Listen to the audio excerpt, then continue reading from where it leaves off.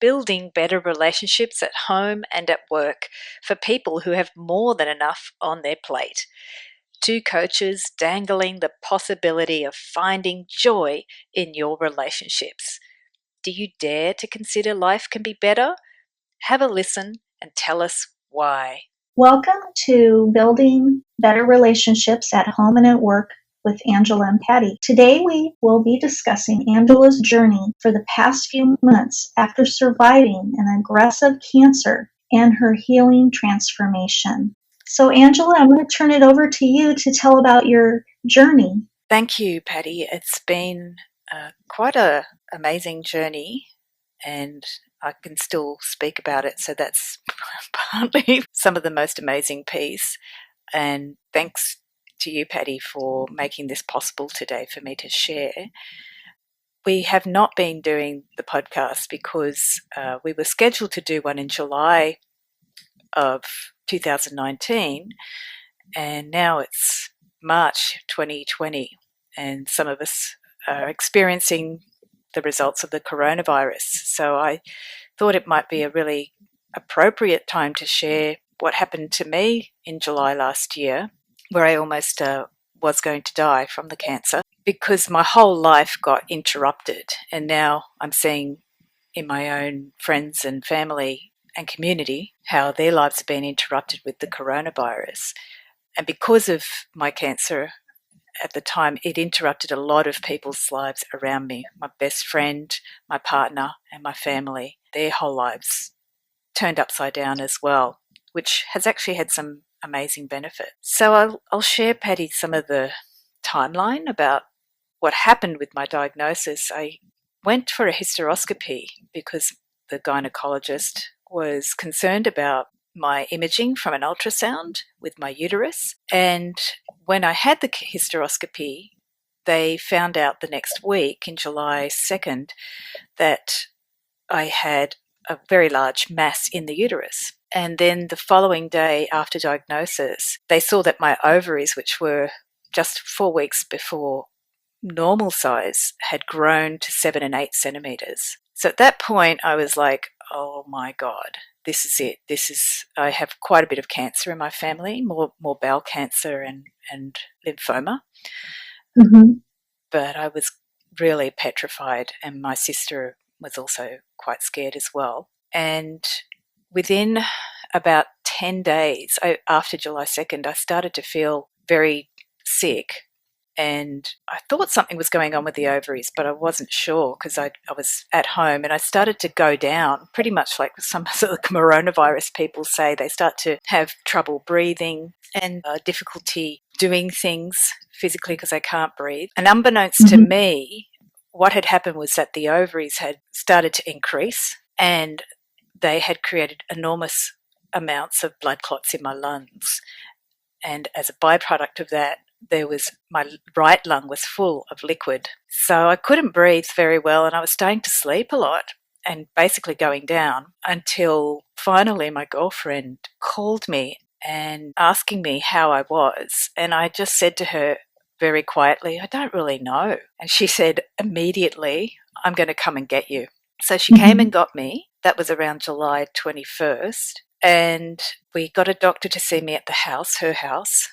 And within a few minutes, her and the doctor just went, this looks like blood clots. So I got rushed to hospital, and at the hospital they saw how bad my lungs were. And they were convinced at that point that I had cancer in the lungs. And my intuition was like, no, I've got cancer in my uterus and probably the ovaries, but no, it's not in my lungs. But right away the doctors were very, very concerned. Here's me with my girlfriend. We just got diagnosis. I had cancer, but we were hearing that this cancer could be out of control. And right from the start, my intuition was like, no, it's not in the lungs. It's not. But the doctors were very convinced it had spread. So within that first week of hospitalisation, the liquid in my right lung just kept getting worse and worse and worse. And they had to put a drain in, and then I got pretty full on. That was the first procedure out of 5 or 6. So the drain was supposed to take out the liquid, but the liquid kept on being produced. And it was pretty frightening because my family started watching this and my friends, and they're thinking, what is going on? And I'm thinking, what is going on? which led to a lot of, now what I understand is I really wasn't wanting to be here.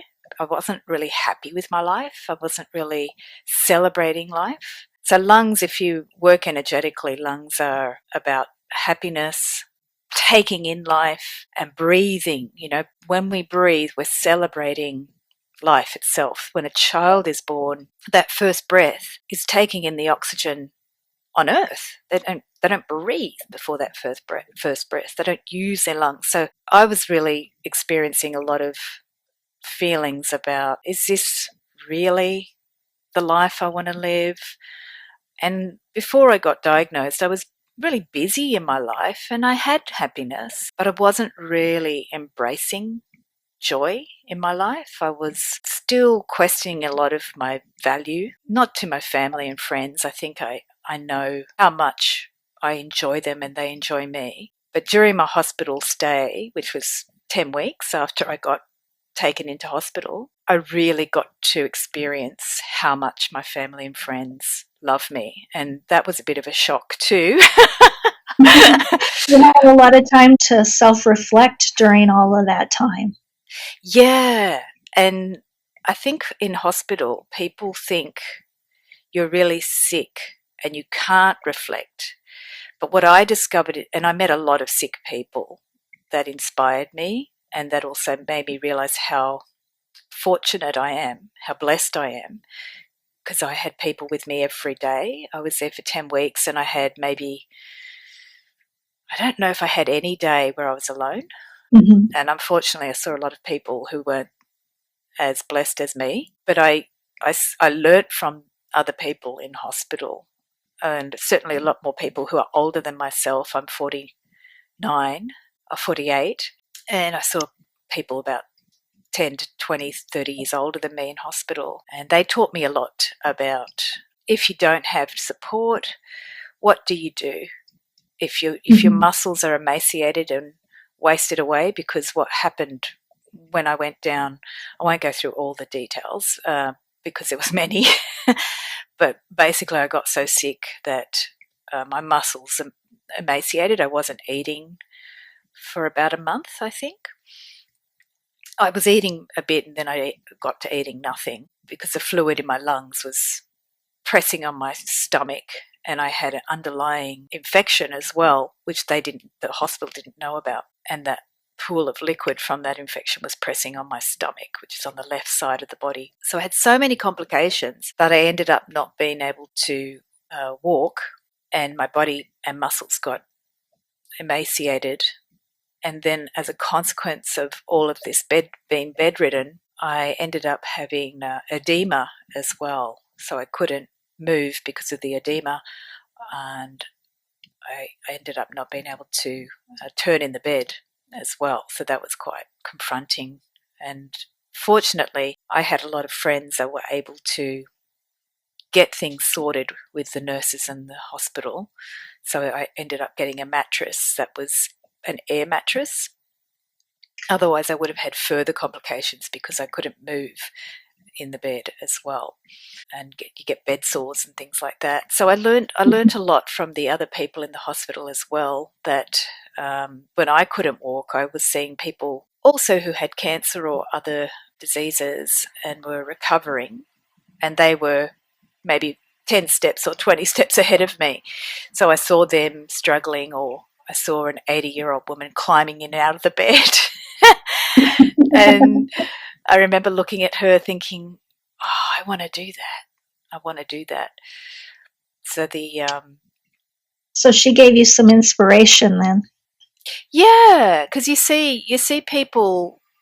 I mean, I think at any point in life you can be dismayed about your life, or you can think, oh, I don't really enjoy my life. I don't think that it's that great. You can have depression. You can have a sense of, why am I here? Why bother? And then you see someone who, maybe they're elderly or they're disabled, or they can't do things physically, yet they're fully charged and embracing life. And I saw this 80-year-old woman. She didn't speak much English, and she was climbing in and out of bed on her knees like a 5-year-old. And I knew her sickness, like her blood pressure was very high one day, yet she was still charging for life. And I got inspired by her zest and her bouncing back regardless of Mhm. what her condition was. So yeah, when I was bedridden, I got to see a lot of inspiration from the patients, the nurses, the doctors. I had an incredible team, and community was basically what supported me to live, to get back to life. Without that community of the doctors, the nurses, the cleaning staff, the people who pushed my bed to get x-rays and CT scans and to go to surgery, the nurses that prepped me for surgery. Every day I had miracles through the people. I had incredible community, including my family and friends.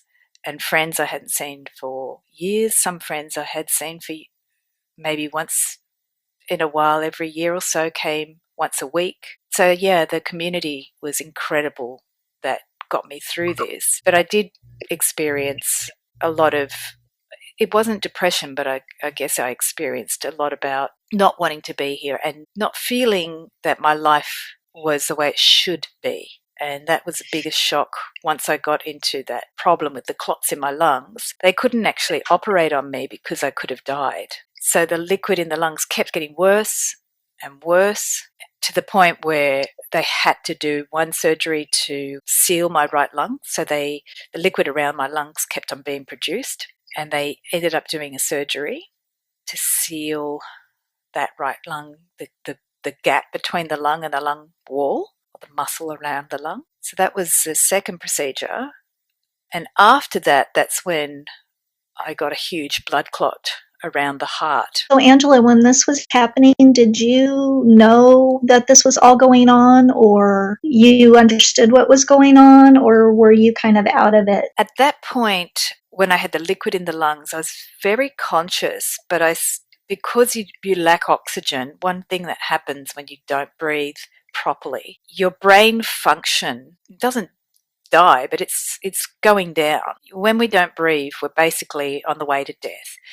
And you start to feel like you're dying, or you start to feel what someone would feel like if they're dying. And I was very alert because of some of the drugs that they put me on. And at the point when I got that blood clot, that's when I started to actually die. There was a huge blood clot. But before that blood clot, I was still very conscious. And the medical staff were incredible at communicating with me. They were so good at articulating, Angela, this is happening to you. We're going to do this. Now, there is a risk, and we want you to know this. And they were so clear at communicating. And because of the team around me, my family and friends, they were also asking questions. My family and friends were great at talking and asking those extra questions that I couldn't because my brain function was diminishing. And the other thing, Patty, that was really amazing was that because I'm a healer, I work with intuition. So I was still using my intuition while my brain capacity was diminished. And I was still asking my intuition questions, such as, because the doctors were convinced I had cancer in the lungs. And I was always asking, and I kept on getting, no, I don't have cancer in the lungs. But they were so convinced. The medical staff were like tisking and looking at me concerned and so worried. And that could have made me more sick if I believed what they were thinking. I think I would have panicked more. I would have been in more distress, because when you lose your brain function, you can become more nervous or anxious. But because of the intuition, and I got very clear answers consistently that I didn't have cancer in the lungs, I kept a lot of my sense of self, even though my brain function was diminishing. And even now, my brain function has definitely been diminished after recovery, but my intuition is still there. So part of my journey was to really learn about intuition and discover how those parts of yourself that are beyond the physical body, the spiritual part of yourself, it's still operational when you're sick, and you can definitely draw on it. And unfortunately, my family and friends were told I was going to die by the doctors pretty much from the beginning. That it was a very serious cancer. It was very aggressive. It had spread. And unfortunately, I was watching them really believe it. Whereas at the beginning, I said, no, it's not as serious as they're saying. I mean, I am very seriously ill. I was at that time. But I knew Mhm. that it wasn't spread like the doctors were saying. However, those ovaries were pretty bad. They were growing and growing. And eventually, They were growing fast, right? oh Very man, fast. they were growing so fast. I was in severe pain. And they went from 7 and 8 centimetres to 13 and 15 centimetres. And they were Wow. pressing on the nerves. My kidneys, a nerve behind my kidney was being pressed. So I was in excruciating pain. And unfortunately, my family and friends and the nursing staff and doctors had to witness that too. So that added to their fear that this cancer was much more aggressive than it was Now, did spread. they remove that first, or were they focusing on your lungs? They didn't want to remove the cancer in the uterus, and they suspected it was also in the ovaries from the scans. They didn't want to remove it because that would require putting me under anesthetic. Then I could die because of the blood clots. Oh, okay.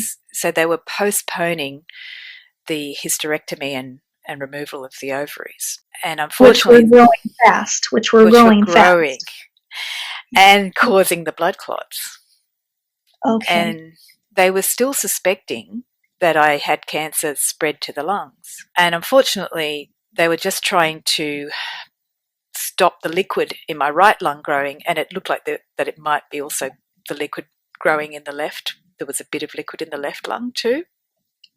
So they were just trying to do stopgaps, like putting a finger in the hole of a sinking ship. And once they'd done the surgery on the lung, they were then at that point hoping that they could risk doing the surgery to remove the ovaries and the uterus. But there was no guarantees because they didn't know from the blood clots whether it would survive a surgery.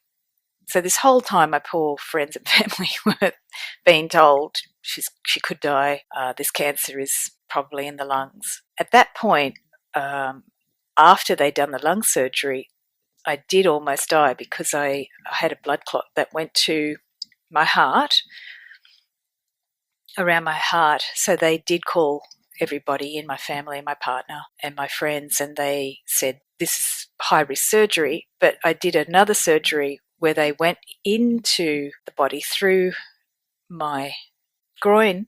They went up the artery to the heart and removed or dispersed two of the blood clots around the heart that almost had killed me. And I was awake in that surgery.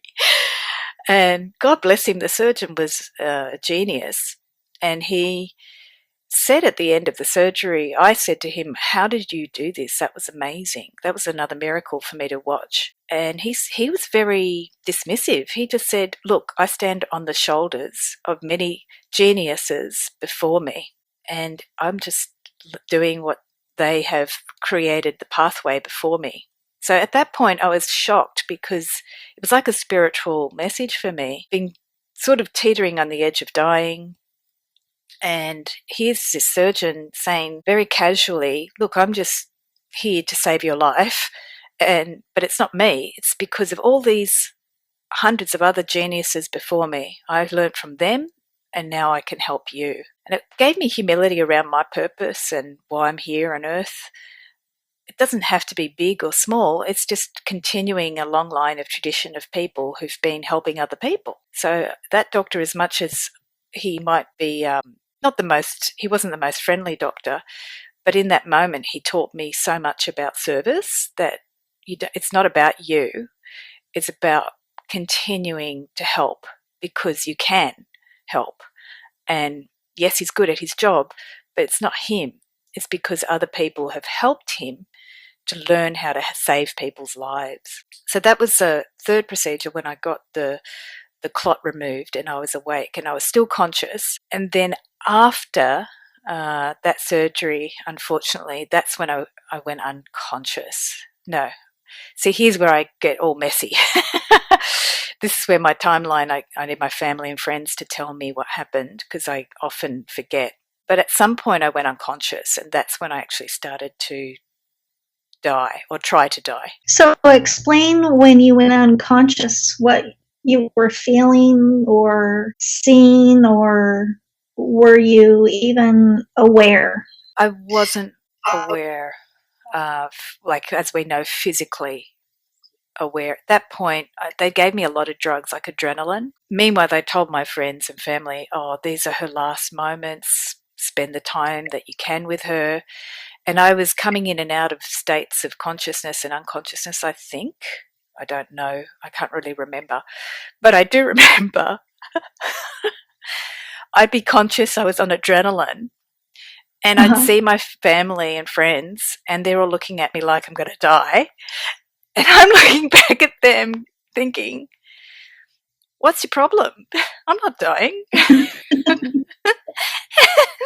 And I told them, I said, don't look at me like that. I'm not going to die. What's your problem? Stop thinking I'm going to die. Because I had in my intuition been told, it's not your time. It's not time to die.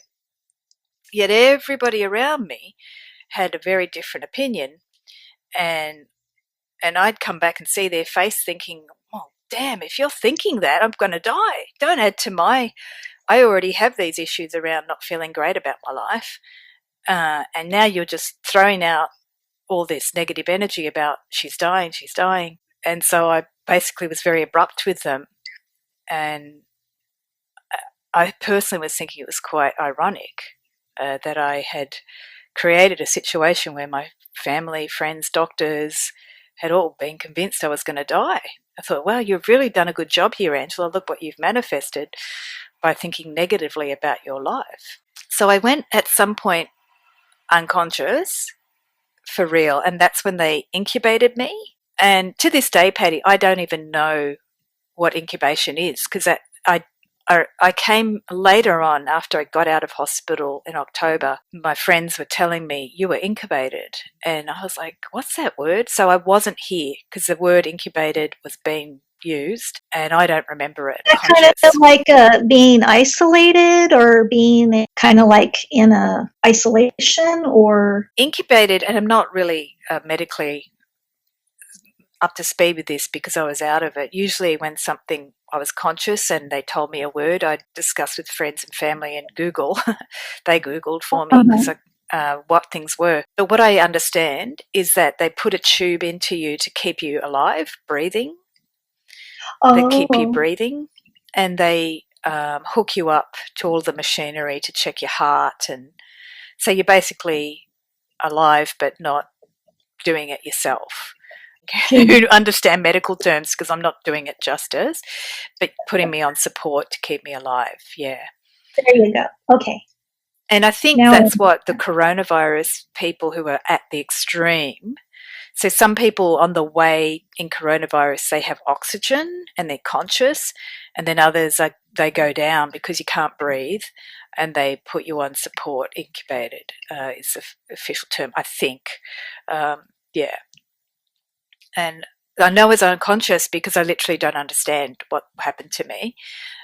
And during that period, Patty, it was a few days where the surgery was done on me.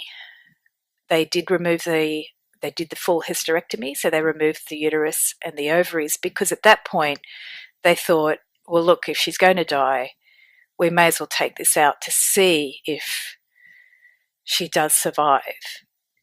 And that's why the doctors now see me as a miracle, because I did do the full hysterectomy when I was out of it, and I did survive that surgery. And then I that's became wonderful. conscious. Yeah. At that point, the doctors were like, something's going on here. They called me the miracle girl because I didn't die, and they were convinced I was supposed to.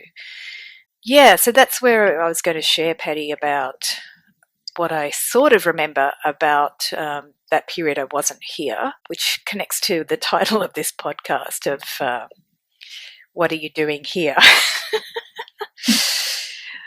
So if this is when I was unconscious, what happened was a lot of, I felt a lot of negative energy, which was my own stuff, my own energy, my own feeling of being so angry that this was happening to me and questioning, like, well, if I've had 48 years on this planet, what have I done with those 48 years? Is it really the life that you were meant to live?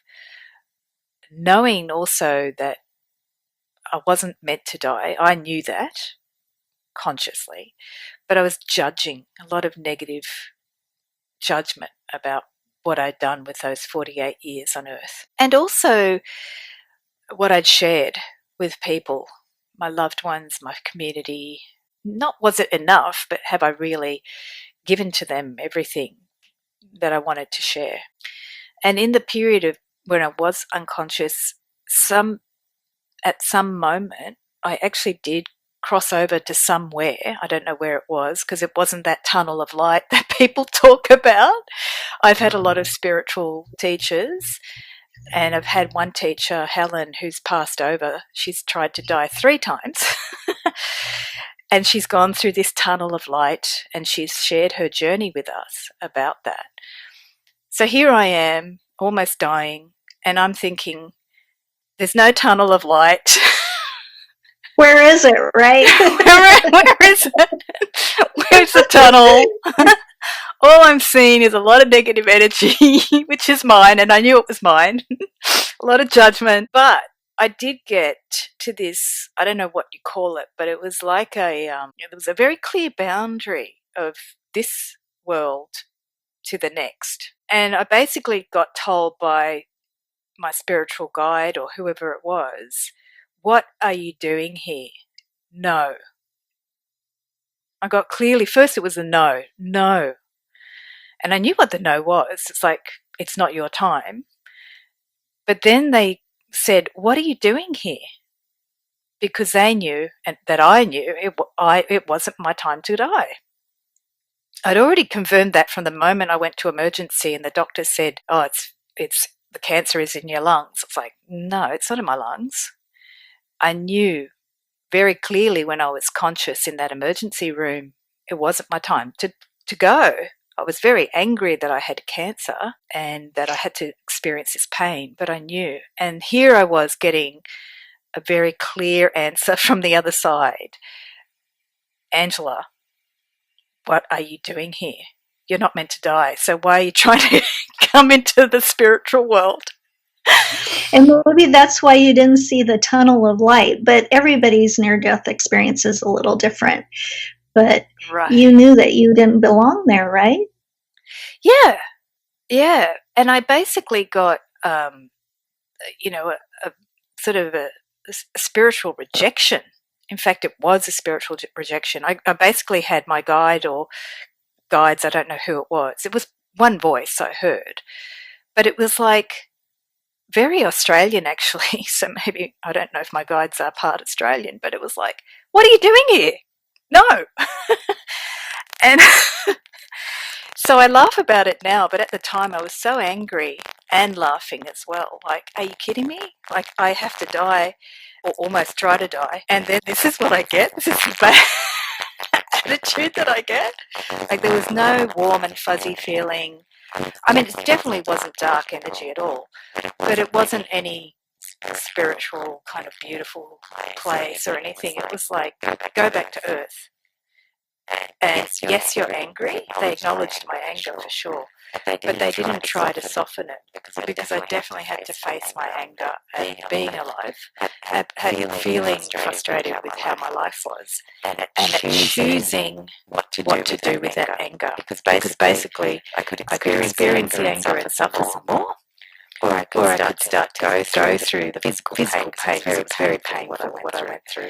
And move forward with towards joy, to bring joy as a choice, and not as an option, but as a choice that I'm fully embracing. So they really had to make me experience more anger, even at that threshold of dying. They wanted me to experience my anger. to see it, not experience. They didn't want me to be more angry. They wanted me to see it clear and bright as day. They made me see my anger as my choice. And then I had the other choice to just be joyful. Of course, it's hard to be joyful when you're experiencing extreme suffering and physical pain. But that's what made me realise how to experience joy when you're suffering. And I've got a lot to share on that, which I'll talk about that a little bit now, but we're also going to talk about that more in the second part of this topic about my journey back to life. And I'll share a little bit about that now. When I came back from the threshold, I really like how you said that I didn't see the light because it basically wasn't my time to cross over, and they weren't going to give me any illusion around that. So after I came back, I started slowly coming back to consciousness in ICU, and I had 10 days there. Angela, was that when they had taken you off of life support and you were breathing on your own? Yes, that must have been. That must have been the point. My memories of that time are a bit wishy-washy. Mm-hmm. I remember my girlfriend and her face a lot. And she was an ex-nurse, so she was walking me through what had happened, that I had the surgery, the hysterectomy, and that we laughed a lot because my doctor is actually quite a funny doctor. He's a bit like Patch Adams. In fact, I call him the Australian Patch Adams because he really was so funny from the moment I met him. And he said I behaved very well during the surgery. So she started to talk me through, and I still had the tube in my mouth, but I was conscious. And I remember waking up thinking, why is this tube in my mouth? And I couldn't see. My eyes were blurry, so I started writing, but my handwriting was so bad because I couldn't speak because the tube was in my mouth. So I did start to come back, and at that point I was in ICU with the tube, and I couldn't speak, so I was writing, and the handwriting was terrible. And I didn't understand what had happened to me, so my girlfriend was explaining it, and eventually some of the nursing staff were filling me in, but not on the whole journey, because they don't, when you're in ICU, they don't tell you what happens. They just want to keep you alive. They don't remind you that you almost died. And around you, a lot of people are dying in ICU, so I did actually experience a few people passing over around me in the other rooms. They give you a separate room. In my case, I had everybody in my ward had a separate room, but I did hear a few people die around me, and that was quite traumatic. And one member of my family couldn't, she's quite sensitive, so we ended up not letting her come in because I knew she was picking up on the people dying, so I didn't want her to, she's too sensitive energetically, so we stopped her coming. So my family and friends at that point were aware that I was alive, but there was still the threat that I would go because of these blood clots. And when I came back, I was also given guidance through my teacher, Helen, and she has always helped me in major transitions of my life. But at this point, because she has died 3 times, she's got a lot of wisdom about dying and not crossing over. So she had given me some wisdom through another friend of mine, and they had given me some tips about breathing because I couldn't breathe with the tube and all the liquid was still in my lungs still. It was dissipating, the liquid in the lungs, but I had a lot of liquid still. So I had to learn how to breathe again. And from my teacher, she'd given me this strategy about breathing, which was one hand on the heart and the other hand on the solar plexus, to help balance the third chakra and the fourth chakra. And I'd done it before, but I was still really quite judgmental and negative, still angry I was experiencing this cancer and this pain. But when I came back, I slowly started to do that strategy along with physiotherapy. They were giving me some physio, and I started to practice breathing and very, very slowly practice breathing. It was quite difficult with the tube and all the liquid. It was quite painful. But with that simple strategy, I slowly started to teach myself how to breathe again without the support of the machine. And thank God I had one nurse in ICU who was, I call her my angel. There were many angels, but she was a young nurse just out of university, 6 months. And she was 21 years old and such a bright, intelligent nurse and so talented. She was able to manipulate. I had all these tubes and the breathing tube, another tube for food into your veins because I wasn't eating. And we'd have to, just to get me to the bathroom on the chair, she'd have to get another piece of equipment so I could hold myself and wheel to the bedpan thing on a chair. And she'd have to move all the tubes. It was this incredible orchestration, which she did by herself sometimes, and sometimes a friend of mine might be there to assist. But she was just incredible. And I asked her one time, I said, how long have you been doing this? You're incredible. And she says, I've only graduated 6 months ago, but I've been doing ICU for 6 months because it's what I wanted to do. So I got another lesson in service. She was such a brilliant woman, young woman, and it was her heart. She was talented, she knew about the medicines, but the way she would laugh with me, smile, be sweet, and be very adept at moving all of these tubes was incredible to watch. And she also told me how nurses, they have a whole semester in Australia, they have a whole semester about tubes and untangling the tube. So these very practical things I was learning that about other people's service and keeping people alive, which nurses do when you're not in ICU as well. They have to move a lot of tubes when you're out in a regular ward. But it showed me how these simple practical things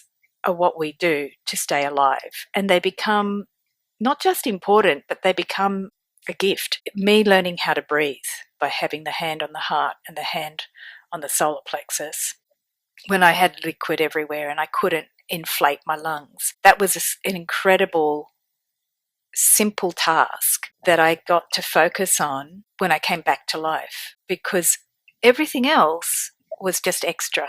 But breathing is life. If you can't breathe, you can't live. So I got to learn baby steps in how do you breathe, how do you go to the toilet when you can't go to the toilet. And I saw even when you're really sick or you feel like you have no choice, each moment becomes a choice. And yeah, that was incredible. And here I'm watching the nurse as well. She's fully functional, unlike me. She, every moment, was making micro choices, which we take for granted when you're so-called normal. Your brain in each moment is doing 1,000 choices. And she was doing it with a smile, and she was celebrating her time with me. And we joked. I liked her socks, and I really enjoyed seeing her socks every day. She had these funny little socks that made me smile. And we talk about it. And she taught me about her job and why she chose her job. So that gave me inspiration as well about her choices to really choose life and to really enjoy her job. That is incredible, and so thankful that you had somebody that loved their job and loved taking care of you. I bet you that really made a difference. It was all the difference. And I also had some nurses in ICU who I don't sort of remember that positively. That's putting it politely. I had much stronger language at the time. But this particular nurse, and she wasn't the only one. There are several nurses in ICU who saved my life, because when you come back to life after almost dying, you really have to choose still to breathe and to use. When I had the tube in, for example, it was really hard because I had warm liquid going through the tube, and I hated the tube. And you have to choose to use the equipment too when you're coming back. And I hated it. And I had to sit up, which I couldn't do very easily, because if I lay down too much, my heartbeat would go too low. So I was extremely uncomfortable and in pain, and I had to sit up to breathe. And the nurses, well, this particular nurse and some others helped. Other nurses weren't so good at their job. And I noticed that how much I was dependent on it wasn't just the attitude of the nurse, it was the spirit of the nurse, her desire to help or be a good person. Because you don't have to be a fantastic nurse, but if you have the desire to help, you're an amazing nurse, because the spirit of the nurse and made all the difference.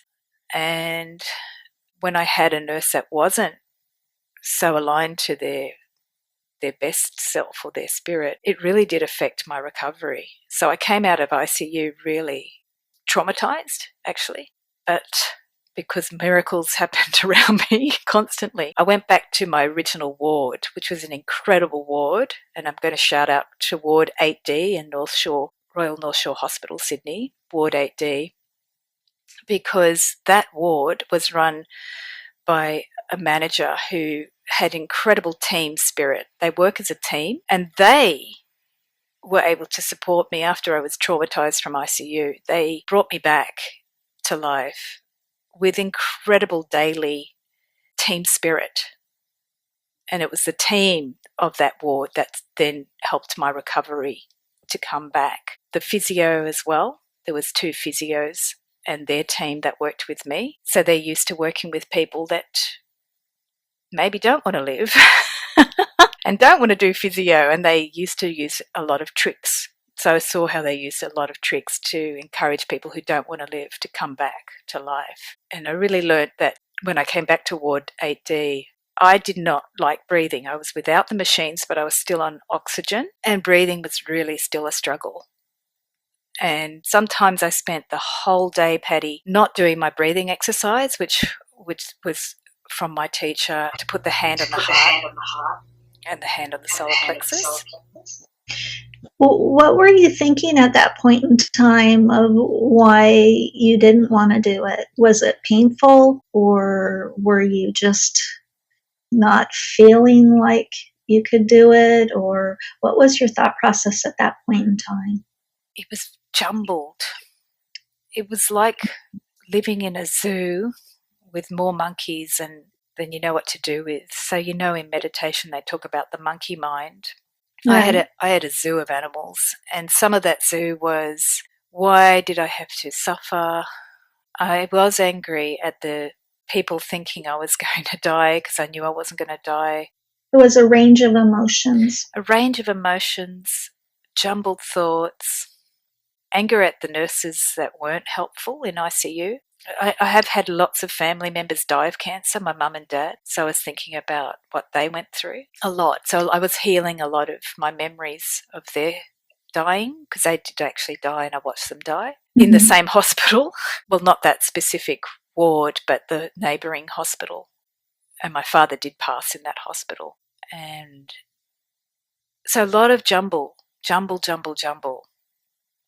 And it was like being in when you're at a playground equipment and you've got that wire mesh, I think they call it, not monkey bars, but the spider web, and you have to climb and climb. So I was just trying to think about how to get to the bathroom, because I still couldn't get out of bed. So I'd have to think, when am I going to ask, is my bowel movement coming now? So I constantly was thinking about the basics, and then how was I going to get to do the number ones or the number twos. So it was a lot of things about food, because I couldn't eat. So I was trying to eat, but I still had the infection on my stomach, which we didn't know about at the time. And I couldn't drink water because I didn't like it. And that was because of the infection. I had pressing on my stomach, and I didn't know about it. Nobody knew about it. So I'm trying to survive still. So half of my thoughts were about survival, and then the other half were hallucinations about the past, my parents, why did I have to suffer? So I still wasn't really embracing joy, even though I knew I wasn't supposed to die. And I'm kind of on that spider web trying to go from one hand grip to the next, but I couldn't physically move very much. And half of the time it was like thinking really basic stuff. Should I turn over on my side? Is that going to work? Because I couldn't turn, but I could sort of roll, and I could use my arms. My arms were still mobile, but I had to work out if I was going to roll, how to do it. So it was so I'd spend maybe 10 minutes just thinking about that. And then suddenly 10 minutes is gone. I did watch a bit of television, but sometimes I couldn't watch that because I'd be so consumed by what should I do? And I think if I look back at my past before I got cancer, I think I could say I did that many times in my life. I just spend 10 minutes wasted on thinking about what should I do, about a small thing, not even, about trying to breathe, about, maybe posting something on the internet. I'd think 10 minutes. So I'd get angry about that then, that I wasted 10 minutes. But when I was recovering, I wouldn't really get angry. I'd be just still in a jumble. And then I knew I had been given by my teacher this 5-minute exercise. Well, it could be 30 minutes. They didn't give me a time specification. But I knew that if I just did 5 minutes of breathing with the hand on the heart and the hand on the solar plexus, I knew that would be enough. But it sometimes took the whole day. I'd be struggling. And meanwhile, you've got nurses coming in every 10 to 30 minutes with some drip and some drug and some antibiotic. I was on a drip every couple of hours, a different antibiotic or a different whatever drug for my different problem. And they'd also be checking your pulse and your heart blood pressure, and a doctor would come in every so often. So I was interrupted throughout the day constantly, which is great.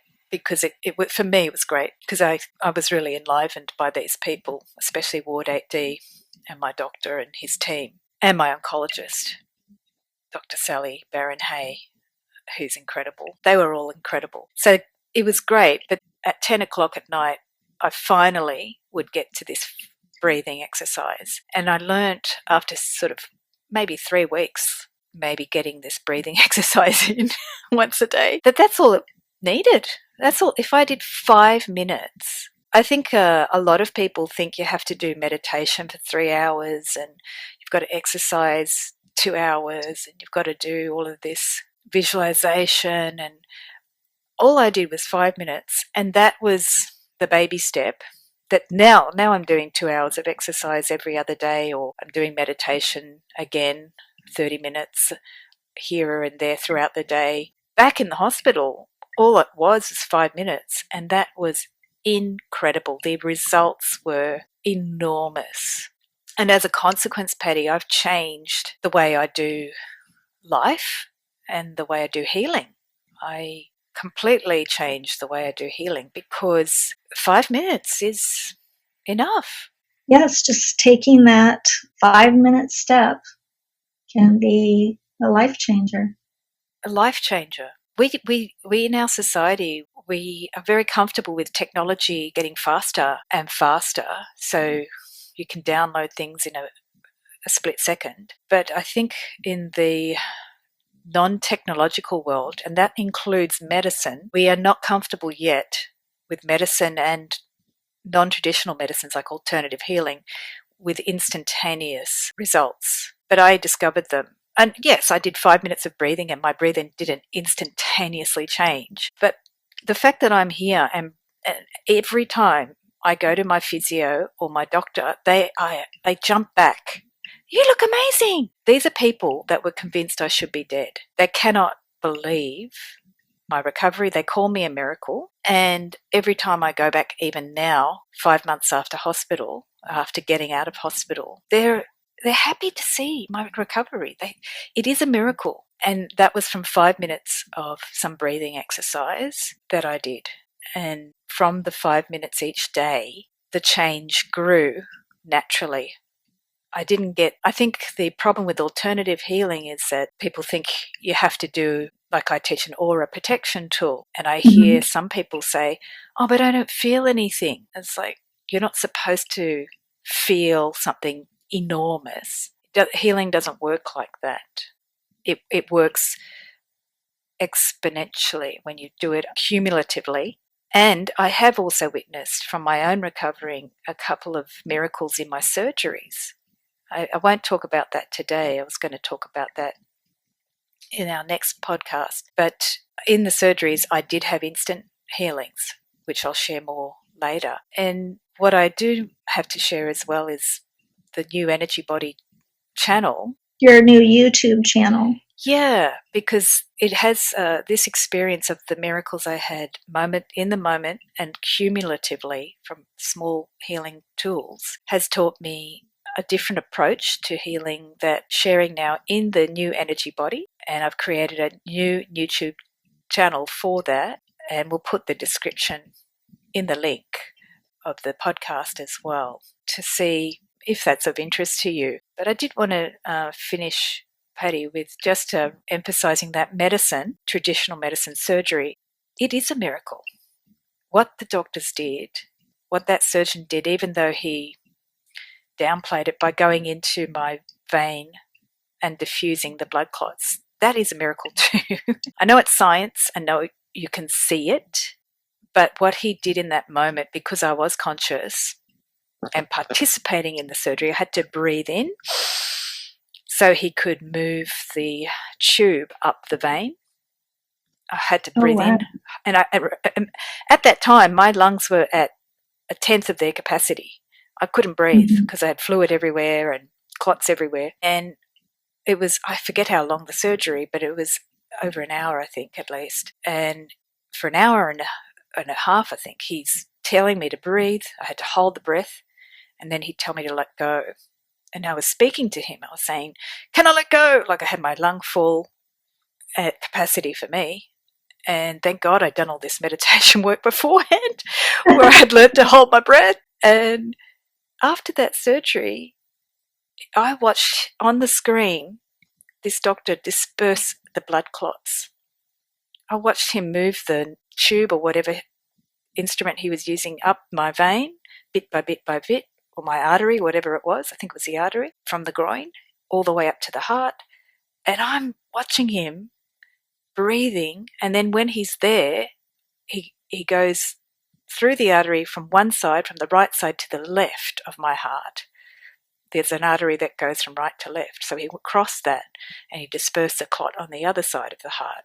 And I'm thinking, man, that the fact that I can watch this is a miracle. And the fact that he's capable to do this, it was all a miracle because I got to learn how modern science is incredible, that we can do this. 100 years ago, I would have been dead. 30 years ago, I'd be dead. 10 years ago, I'd be dead. I live in a time where we have medicine that can do this.